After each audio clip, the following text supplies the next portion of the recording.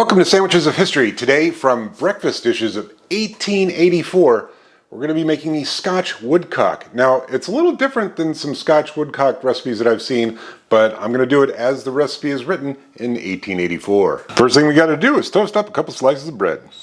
Well, my camera glitched out and apparently didn't record the fact that I said that we need to butter both sides of the toast, and then on one, spread thickly anchovy paste. Then we put the one piece of toast over the other piece. Oh, but we're not done. Now to a couple of beaten egg yolks, we add in milk. Then we heat that up enough to thicken, but do not boil. Now we're to pour this over top of the toast. Okay, let's give this Scotch Woodcock a go. I thought the two pieces of bread and the sauce would totally tamp down the anchovy paste, and it has a lot, but it is still quite salty. And I know you're going to be tempted to say well, maybe anchovy paste was different back then. Maybe it was. I have found absolutely nothing to indicate that anchovy paste was different in 1884 than it is now. And I'm familiar with gentleman's relish, I'm familiar with garum, but it said anchovy paste, that's what I'm using. Man, can we even plus this up?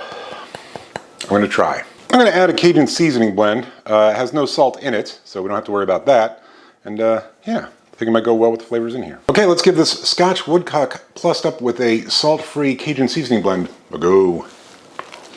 That's quite good. It's got some garlic, some thyme, some marjoram, and it's actually working pretty well with the saltiness of the anchovy paste.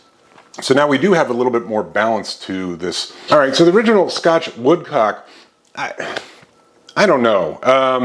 The sauce that you put on it was just egg yolks and milk, so kind of like a bland custard.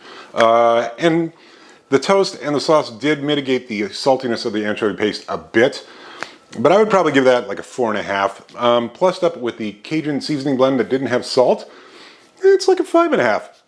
I'll actually finish that now, whereas before I was fully expecting to toss that in the bin because it was just too salty. But with the Cajun seasoning blend, it's allowing it to be a more well-rounded sandwich flavor-wise, and I don't really mind the anchovy paste as much.